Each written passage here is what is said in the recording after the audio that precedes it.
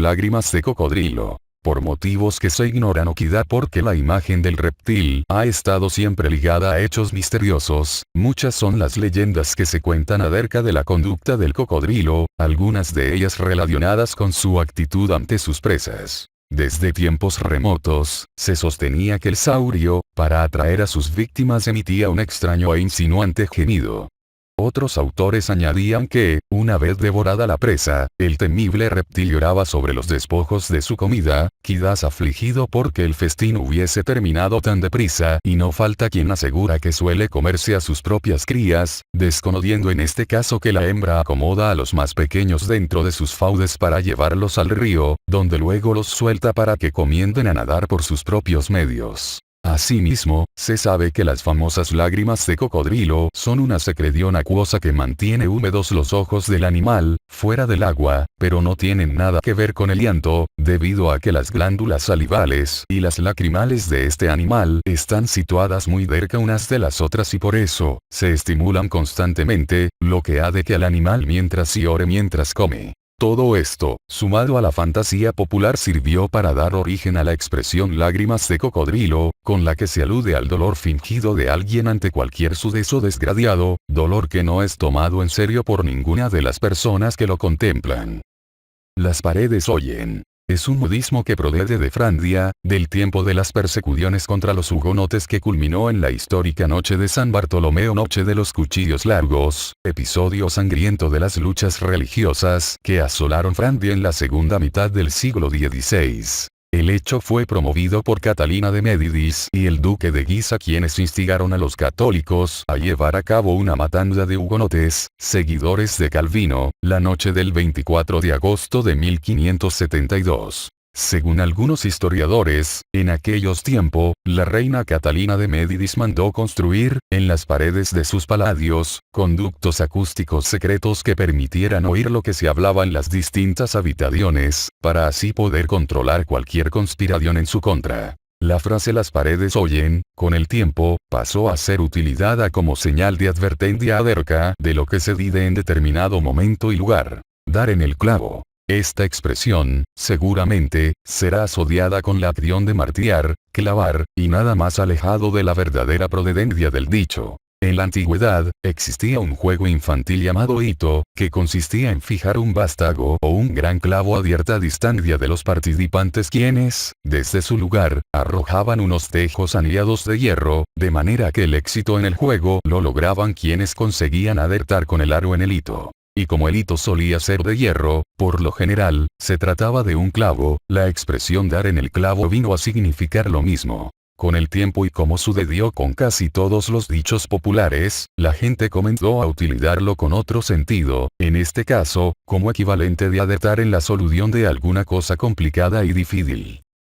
Vender gato por liebre. Si hay algo que ha mantenido la tradición con el paso de los siglos, es, sin duda, la mala fama de las posadas, hosterías y fondas, respecto de la calidad de sus comidas. La literatura universal está llena de alusiones, muchas de ellas irónicas, acerca del valor de los alimentos ofrecidos en ellas. Y era tanto el descrédito de estos lugares, que llegó a hacerse usual entre los comensales la práctica de un conjuro, previo a la degustación, en el que aquellos, parados frente a la carne recién asada, recitaban: "Si eres cabrito, mantente frito. Si eres gato, salta al plato". Por supuesto, este exorcismo nunca sirvió para demostrar la veracidad de la fama de la posada, pero dio origen a la expresión dar gato por liebre, que con el tiempo se incorporó al lenguaje popular como equivalente de engaño malicioso por el que se da alguna cosa de inferior calidad, bajo la apariencia de legitimidad, dada el parecido de la contextura de estos dos animalitos.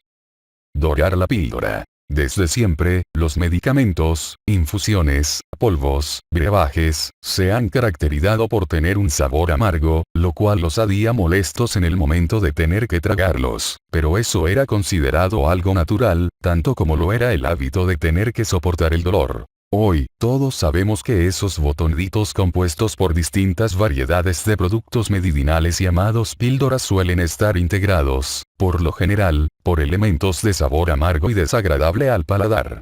De ahí, que los antiguos boticarios, tal como se sigue haciendo en el día de hoy en los modernos laboratorios farmacéuticos, para disfrazar o disimular ese desagradable sabor, acudiesen al recurso de dorar la píldora con alguna sustancia de gusto azucarado y suave al paladar, de manera que se facilitara la acción de tragar el medicamento. Ese es el sentido de la expresión dorar la píldora, que hoy aplicamos en el lenguaje diario para hacer o decir algo de una forma más suave y tratando de no herir a quien nos escucha.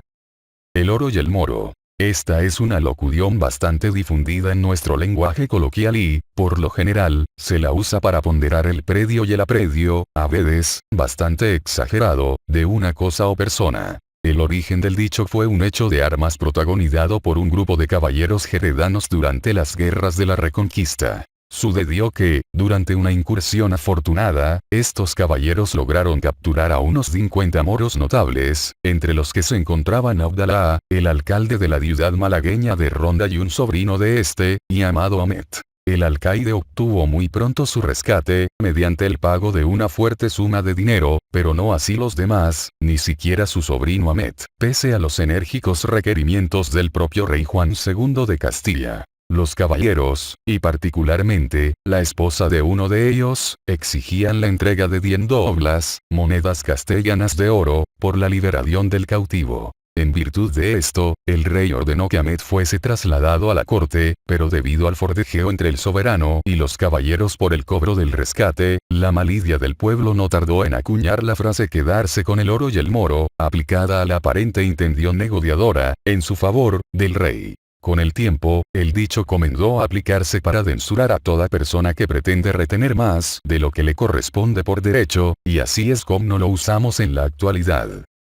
El que se fue a Sevilla, perdió su silla. Cuentan que durante el reinado en Castilla de Enrique IV de Trastámara, un sobrino de don Alonso de Fonseca, arzobispo de Sevilla, fue a su vez designado arzobispo de Compostela, pero suponiendo el tío que, a causa de las revueltas que agitaban Galicia, a su sobrino le costaría mucho tomar posesión de su cargo, se ofreció para adelantarse a Santiago para allanarle las dificultades, pero a cambio, le pidió a su sobrino que lo reemplazase en los negocios de su sede en Sevilla. Efectivamente, así se hizo y con el mejor resultado, de manera que una vez que don Alonso, concluida la gestión, regresó a Sevilla, se halló con la desagradable sorpresa de que su sobrino se resistía a abandonar la sede que regenteaba, alegando que el arreglo había sido permanente. Para reducirlo, se hizo necesaria la intervención del Papa y hasta la del propio rey Enrique. El joven, una vez que regresó a Santiago, terminó preso y sentenciado a 5 años de condena por otros delitos, pero su carrera continuó y llegó a ocupar los más altos cargos eclesiásticos, teniendo que ceder su arzobispado a su propio hijo. De aquel suceso, muy comentado en su tiempo, nació el dicho que seguramente en su origen debió ser el que se fue de Sevilla, perdió su silla y no como lo conocemos hoy, el que se fue a Sevilla, perdió su silla, porque en realidad, don Alonso no fue a Sevilla sino a Santiago de Compostela, para lo cual debió irse de Sevilla y dejar su silla. Tiempo de vacas gordas. Según cuenta la Biblia, Génesis, cierta vez el faraón tuvo un sueño singular e inquietante. Vio como 7 vacas gordas eran devoradas por otras tantas vacas extremadamente flacas. Desconcertado por tal visión, convocó a los adivinos y agoreros más afamados del país, pero ninguno de ellos supo interpretar satisfactoriamente la pesadilla. Ante tal circunstancia, hizo comparecer ante sí a José, hijo de Jacob y Raquel, que se hallaba en prisión y éste le explicó que las 7 vacas flacas simbolizaban los 7 próximos años, que serían de abundancia y prosperidad, mientras que las 7 vacas flacas representaban la escasez y penurias que harán que se olvide toda la abundancia de la tierra de Egipto durante otros 7 años, y el hambre consumirá la tierra. Con el tiempo, la frase "el tiempo de las vacas gordas" adquirió el valor de aludir a cualquier periodo de prosperidad material, pero con la advertencia implícita de que a ese periodo habrá de sucederle otro de necesidades y apremios. Entrar con el pie derecho. Esta es una expresión que desde hace mucho tiempo solemos utilizar para significar el comienzo favorable de una empresa, aunque comúnmente se sostiene que la locución es una forma residual de alguna práctica supersticiosa. Lo cierto es que tiene su origen en la rúbrica de los misales donde, por motivos arcanos se prescribe que el celebrante, una vez comendado el introito y al disponerse a subir a las gradas del altar, debe iniciar su marcha con el pie derecho, esto es, entrar con el pie derecho. Curiosamente, esta costumbre se ha mantenido a pesar de su procedencia pagana. Por extensión, comenzó a aplicarse el dicho para referirse a la acción que prenuncia la buena suerte necesaria en la iniciación de una tarea y su culminación con éxito. Estar en Bavia. Aunque parezca mentira, Bavia existe y es una apartada comarca de la provincia de León, en España, poco fértil y bastante alejada de las zonas pobladas en cuyo territorio hoy se encuentran importantes pantanos de aprovechamiento hídrico. Durante la Edad Media, al parecer, abundaba la cada en ese lugar y los reyes de León lo eligieron como punto de reposo, particularmente para alejarse de los problemas de la corte, complicada con las intrigas paladiegas de los nobles, empeñados en instaurar un régimen feudal semejante al de la Europa septentrional. Además, los reyes aprovechaban las bondades del lugar para, como diríamos en nuestros días, desenchufarse de la tarea estresante, que no era poca. Estas ausencias del rey motivaban a menudo la inquietud de los súbditos a quienes, cuando preguntaban por él, se les respondía evasivamente que el rey estaba en Bavia. La expresión se hizo coloquial y pasó al lenguaje común para significar toda disposición de ánimo desentendida, de propósito o involuntariamente, ante cualquier tarea apremiante. Hoy en día, nosotros la utilizamos específicamente para dar referencia a toda persona distraída o que parece ausente en el momento en que más se necesita de su concentración. Hacerse agua a la boca. Es por todos sabido que la presencia de un manjar apetitoso no solo despierta el deseo de saborearlo, sino que activa de manera automática la secreción de las glándulas salivales, ubicadas en nuestra boca. Tanto es así, que a veces, la sola mención de un plato determinado es suficiente para producir ese efecto. Y lo mismo sucede cuando estamos presenciando una película o un programa de televisión y en la pantalla se nos presenta un delicioso platillo. Automáticamente, nuestras glándulas salivales comienzan a secretar su líquido. Este fenómeno que más de una vez hemos experimentado, da origen a la frase que metafóricamente utilizamos para aludir a algo que nos produce esa sensación de saborear cierto manjar. Pero, atención, la expresión hacerse agua a la boca no se limita a la ingestión y saboreo de una comida, sino que se extiende al sentido figurado y suele aplicárselo en referencia a un hecho muy deseado y de inminente realización, aunque no tenga relación alguna con la comida. ¿Hay, o no hay, moros en la costa? La historia relata que, durante varios siglos el levante español, la zona mediterránea que abarca Valencia y Murcia, fue objeto de frecuentes invasiones por parte de los piratas berberiscos, habitantes de la región noroeste de África, entre el Mediterráneo y el Sáhara. Los pueblos que vivían en la ribera, a causa de ello, se encontraban en constante zozobra y para prevenir el peligro, se levantaron a lo largo de la costa numerosas atalayas de mampostería griega, a las que se ascendía por medio de escalas de cuerda que luego eran retiradas. Desde lo alto de esas torres se vigilaba el ancho horizonte y, no bien se avidoraban las velas de las naves berberiscas, el centinela de turno comenzaba a gritar: «¡Hay moros en la costa!». Sonaba entonces la campana, se encendían las hogueras de señal y la gente, alertada, se preparaba para la defensa. El sistema perduró hasta muchos años después, cuando se firmó la paz con los reyes de Berbería, pero el proverbial grito de «hay moros en la costa» pasó a ser expresión de uso familiar para advertir a alguien sobre la presencia de quien representa cierto peligro, o bien no conviene que escuche algo de lo que estamos diciendo. En sentido opuesto, se usa la expresión antónima «no hay moros en la costa», para dar a entender que no existe peligro inminente para una persona que debe realizar determinada tarea.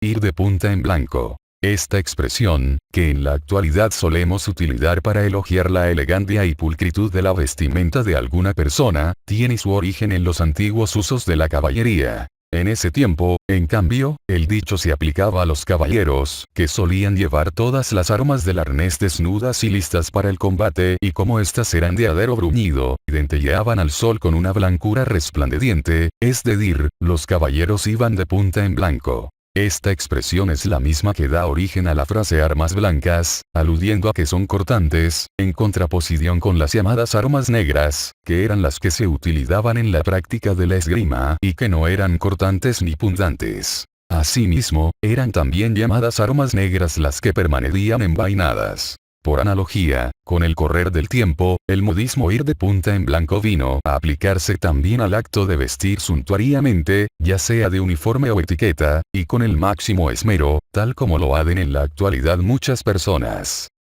Estar con la espada de Damocles. Según cuenta Horacio en una de sus odas y Diderón, en sus Tusculanas, Damocles era cortesano de Dionisio I, el viejo, siglo IV, tirano de Siracusa, a quien envidiaba por su vida aparentemente afortunada y cómoda. El rey, con el propósito de escarmentarlo, decidió que Damocles lo sustituyera durante un festín, pero para ello dispuso que sobre su cabeza pendiera una afilada espada desnuda suspendida de una crin de caballo. De esta manera, Damocles pudo comprender lo efímero e inestable de la prosperidad y del lujoso modo de vivir del monarca. La frase la espada de Damocles se utiliza desde hace mucho tiempo, para expresar la presencia de un peligro inminente o de una amenaza.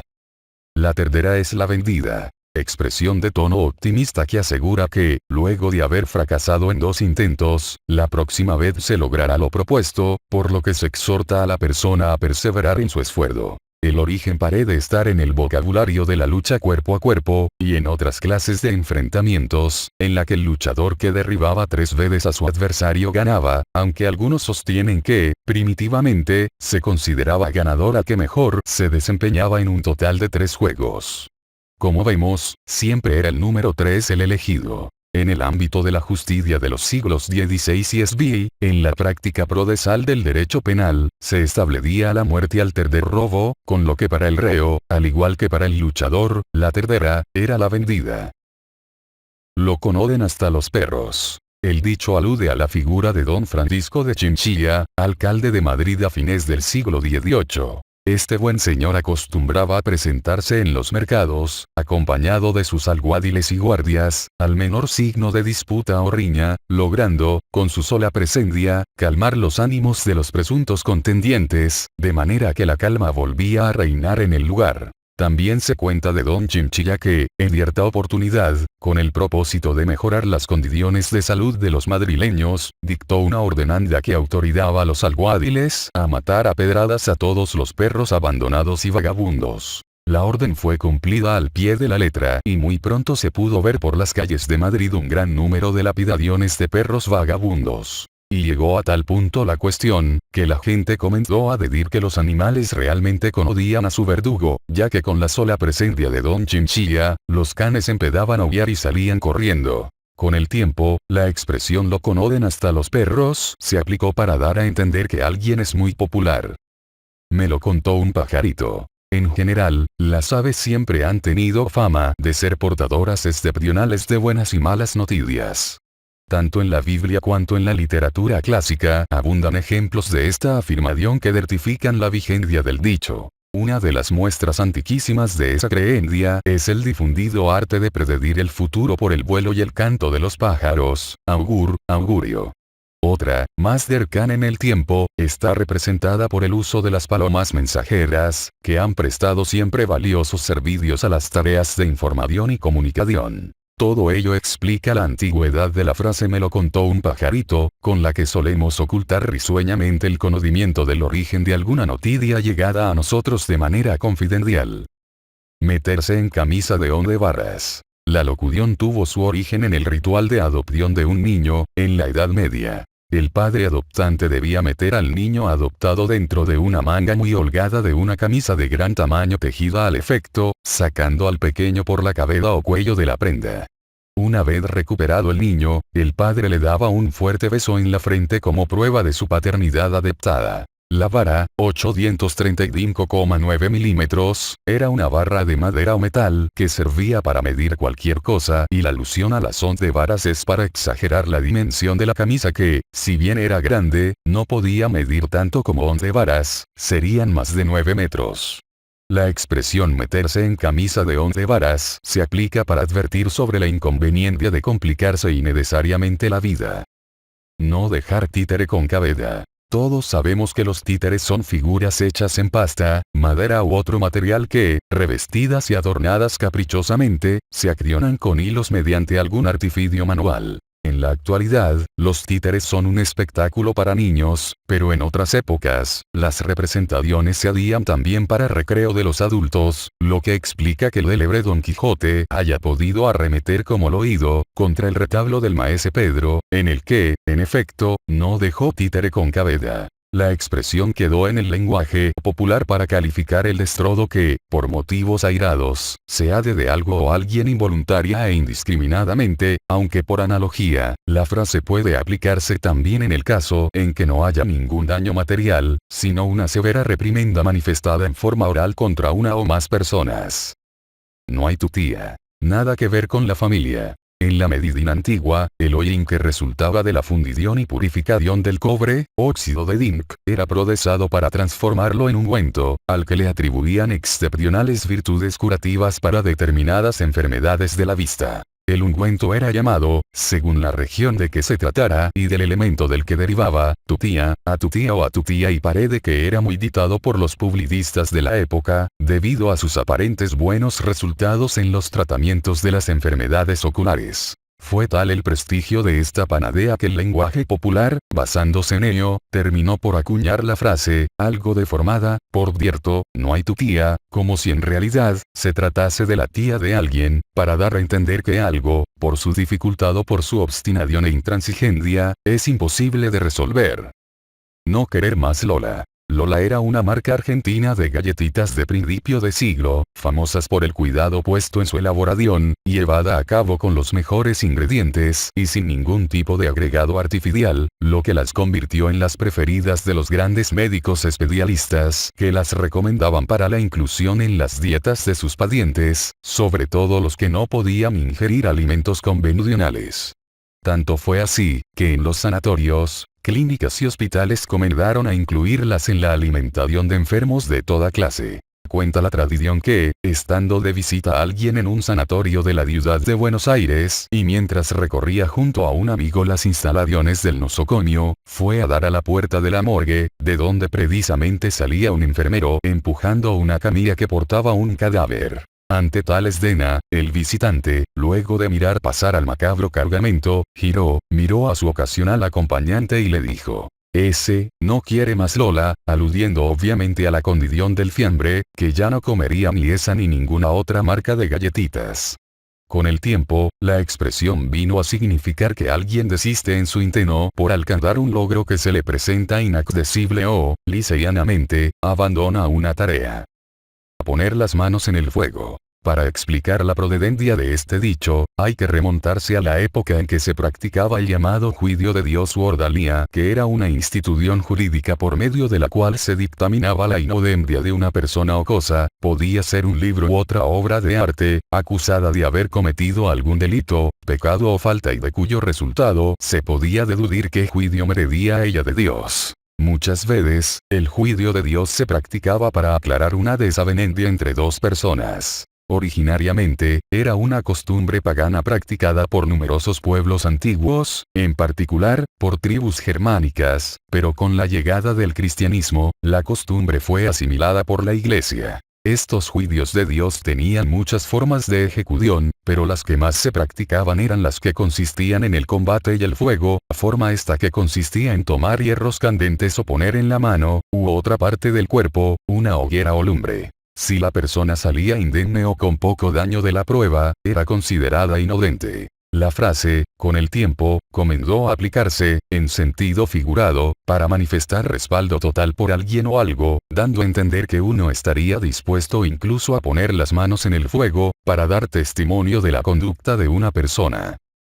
A poner los puntos sobre las íes. Durante el transcurso del siglo XVI, fueron introducidos los caracteres góticos en la escritura común.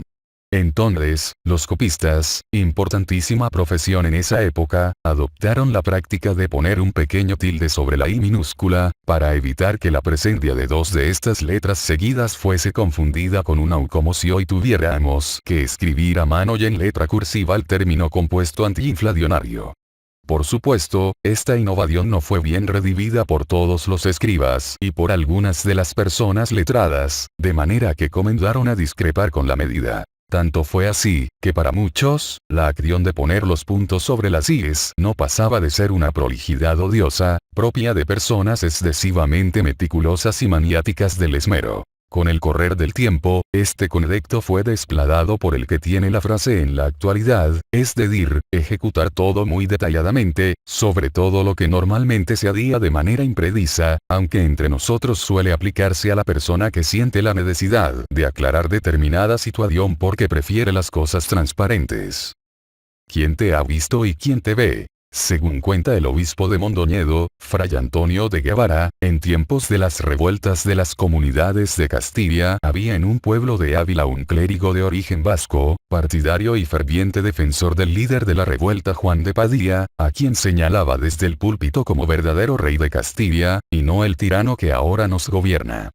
Pero resultó que, una vez, el propio rebelde Juan de Padilla apareció con sus tropas y, tal como era la costumbre de la época, devastó las bodegas del lugar para abastecer a sus huestes. Una vez que se fue, el clérigo del lugar subió de nuevo al púlpito y habló al pueblo, pero ahora con un mensaje distinto, diciendo: habéis visto cómo pasó por aquí don Juan de Padilla y cómo sus soldados no me dejaron gallina viva, no todino, ni estaca, ni tinaja sana. Os digo esto porque, de aquí en adelante, no deberéis rogar a Dios por él, sino por el rey don Carlos y la reina doña Juana, únicos reyes verdaderos. Como es de suponer, la gente comenzó a aplicar la frase «¿Quién te ha visto y quién te ve?», para referirse al sentimiento que despierta una persona que en un tiempo fue pujante, feliz, sana o rica y ahora se encuentra débil, triste, enferma o pobre.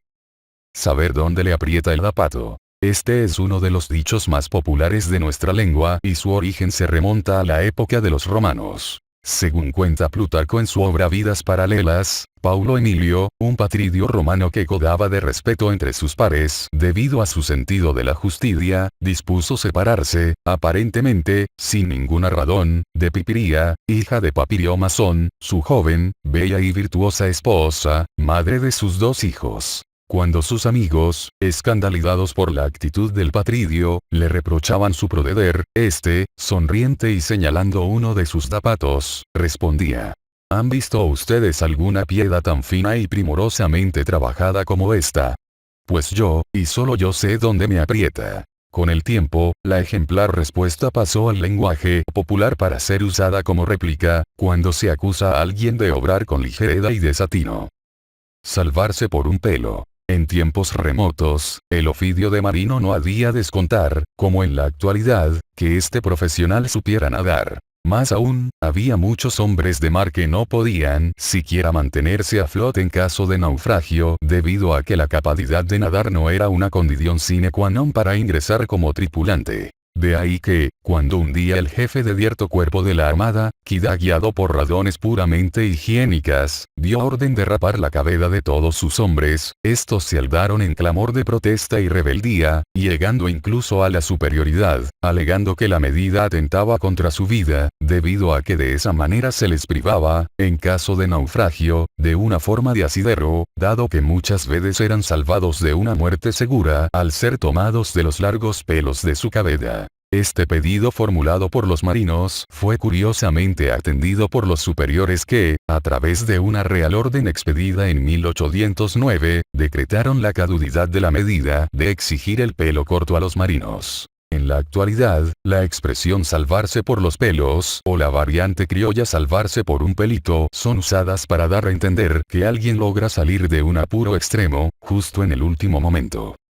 Se armó la gorda. La revolución unionista de 1868, a causa de la cual la reina Isabel II se vio forzada a abandonar el poder, vino precedida de un insistente rumor callejero, en el que utilizando la muy castida expresión de la gorda, se proclamaba a los 4 vientos la inevitabilidad de los acontecimientos. Es decir, la gente aludía a la gorda como un hecho consumado, como una cosa ya hecha. La gorda ya está en camino, se va a armar la gorda, hasta que, finalmente, en septiembre de ese año, verdaderamente, se armó la gorda con el pronunciamiento militar del marino Juan Bautista Topete y Carballo en Cádiz y de Primo de Rivera en Madrid. Históricamente, el hecho tomó el ostentoso nombre de la Gloriosa, pero su duración fue efímera. No así el castigo alias que el pueblo le adjudicó. La gorda, expresión que luego extendió su uso al lenguaje familiar, cuando alguien quiere referirse a cierto hecho ruidoso o de mucha trascendencia, o bien ante una situación de extrema gravedad. Ser chivo expiatorio. Este dicho proviene de una práctica ritual de los antiguos judíos, por la que el gran sacerdote, purificado y vestido de blanco para la celebración del día de la expiación, purificación de las culpas por medio de un sacrificio, elegía 2 machos cabríos, echaba a suerte el sacrificio de uno, en nombre del pueblo de Israel, y ponía las manos sobre la cabeza del animal elegido, y amado el Adadel, al que se le imputaban todos los pecados y abominaciones del pueblo israelita. Luego de esta ceremonia, el macho sobreviviente era devuelto al campo por un acólito y abandonado a su suerte, en el valle de Tofet, donde la gente lo perseguía entre gritos, insultos y pedradas. Por extensión, la expresión ser el chivo expiatorio adquirió entre nosotros el valor de hacer caer una culpa colectiva sobre alguien en particular, aun cuando no siempre éste haya sido el responsable de tal falta. Sin decir agua va. En la Edad Media, el sistema de alcantarillado y la presencia del cuarto de baño en las casas de familia españolas, lo mismo que en las francesas, inglesas, etc., no era tan común como en nuestros días. De hecho, para satisfacer las primarias necesidades fisiológicas, las familias de entonces utilizaban badinillas, comúnmente llamadas hoy escupideras, porque primitivamente cumplían esa función, dentro de las cuales depositaban sus abluciones. Era algo cotidiano, entonces, que por las mañanas, las señoras de la casa recogiesen estos recipientes y vadeasen su contenido simplemente arrojando desde las ventanas su contenido, en este caso, exclusivamente líquido, a la calle, pero poniendo mucho cuidado de advertir a los posibles transeúntes del peligro inminente, para lo cual exclamaban a viva voz: "Agua va". Con el tiempo, y cuando las instalaciones sanitarias progresaron, desapareció la costumbre, pero el dicho permaneció en el uso popular como sinónimo de advertencia. Claro que también surgió la variante sin decir agua va, equivalente al actuar sin la precaución de advertir a alguien sobre la acción que uno iba a cometer, muchas veces perjudicando al otro, tal como hubiera obrado una señora de aquellos tiempos que se dispusiera a arrojar el contenido de la badinilla sin avisar. Se le fue al humo. En la época de la conquista del desierto, los fusiles se cargaban por la boca del cañón. Se introducía la pólvora y las municiones y se prensaba todo con una baqueta, especie de varilla larga. Cuando los indios atacaban en Malón, los soldados disparaban sus fusiles, lo que provocaba una gran humareda, lo que delataba la ubicación del militar. Entonces los aborígenes aprovechaban los instantes que le tomaban a los soldados, volver a cargar sus armas y literalmente se iban al humo, porque sabían que allí estaba el soldado indefenso. Se le subieron los humos. Existía entre los romanos, la tradicional costumbre de adornar el atrio de las viviendas con los bustos y retratos de toda su ascendencia, con el objeto de demostrar la longitud y la importancia de su linaje. Estos objetos, por efecto del humo y del paso del tiempo, adquirían una coloración oscura de la que los habitantes de la casa solían ufanarse, ya que cuanto más intensa era esa pátina de randiedad, más crecía la respetabilidad de la familia, en base a la memoria de sus ancestros. Ese es el origen de la expresión, tener muchos humos, que hoy aplicamos análogamente para manifestar la fea actitud de quien actúa con engreimiento y presunción inmoderados. El mismo valor adquirió la locución subirse los humos a la cabeza. Tarde piaste. Generalmente, cuando oímos una queja, pedido de auxilio o justificación algo tardíos, de manera que resulta prácticamente imposible atender, solemos utilizar irónicamente el dicho tarde piaste, integrado por el adverbio de tiempo y el participio del verbo piar. En realidad, en el propio sentido de este verbo está contenido el significado del dicho, sobre cuyo origen se manejan varias versiones, aunque se coinciden lo más esencial. La más acertada habla de un par de estudiantes gallegos que, en ocasión de jugarle una broma a un terdero, apostaron a quién de los tres se atrevía a tragar un huevo cocido, de un solo trago. Adeptada la apuesta, los dos pícaros pusieron 2 huevos cocidos y uno crudo, que se encargaron de dar al incauto. Este tomó el huevo y en el momento de pasar por la garganta del joven, el pollito pió, lo que hizo que aquel exclamara, tarde piache. La forma gallega de decir tarde piaste. En la actualidad, lo seguimos utilizando con el mismo sentido que en sus orígenes. Vale lo que pesa. Aun cuando se dice que este dicho tendría su origen en la cultura escandinava, se cree que la práctica era común a muchos de los pueblos de la antigüedad.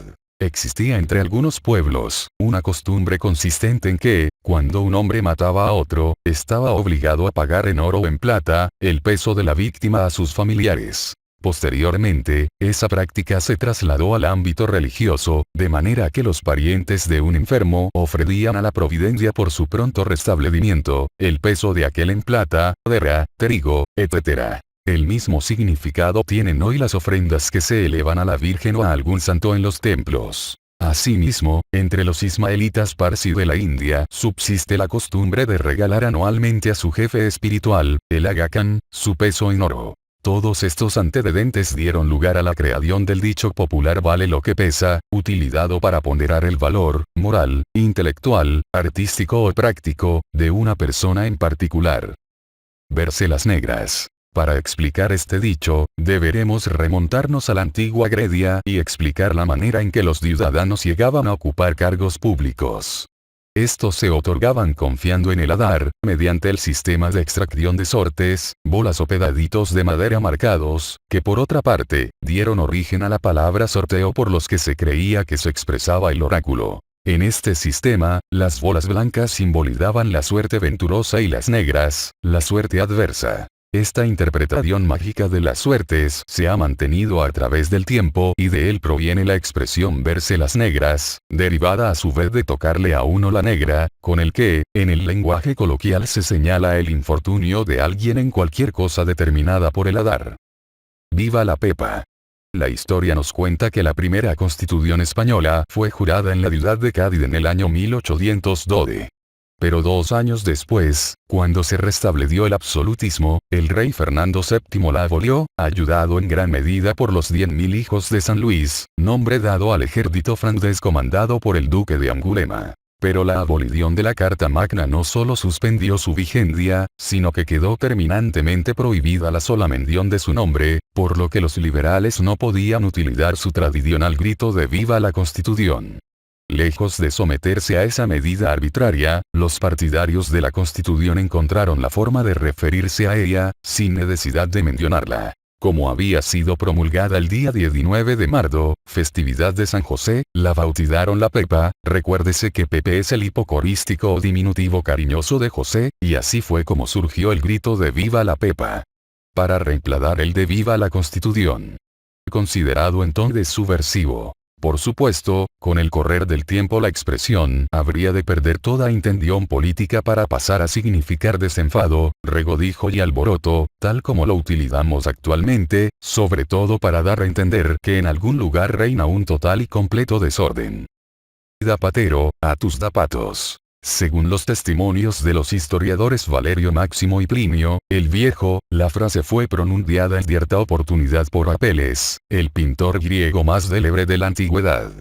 Este artista acostumbraba a exponer sus cuadros en la plaza pública y así podía escuchar directamente la opinión de la gente acerca de sus trabajos. En cierta oportunidad, Apeles había expuesto el retrato de una persona importante de su ciudad y un zapatero que pasaba por el lugar, se detuvo a observar la obra y criticó la forma de una de las sandalias del personaje. Apeles acató la observación del zapatero, llevó la obra a su taller, la rectificó y nuevamente la llevó al lugar de exposición. Cuando el zapatero volvió a contemplar el cuadro, al ver que el pintor había acatado su sugerencia, se sintió autorizado para extender sus críticas a otros aspectos del retrato, lo que motivó que Apeles, al escuchar esos comentarios, lo encarara y le dijera: «Zapatero, a tus zapatos». La expresión, desde entonces, se usa como consejo a quien pretende juzgar asuntos ajenos en los que no es experto. Brillar por su ausencia. Entre los romanos, existía la costumbre de exhibir en los actos fúnebres los retratos de todos los antepasados y deudos del difunto. Por eso, el célebre historiador Tácito, al relatar en el libro tercero de sus anales las honras fúnebres de Junia, viuda de Casio y hermana de Bruto, el asesino de Julio César, cuenta que todo el mundo se daba cuenta de la ausencia, brillaban por ella, de la efigie de los dos criminales. Posteriormente, en el siglo XVIII, el gran poeta francés André de Chenier puso de moda la expresión brillar por su ausencia que todo el mundo usa hoy, a veces con mala intención, para resaltar la falta de algo o alguien en determinada circunstancia.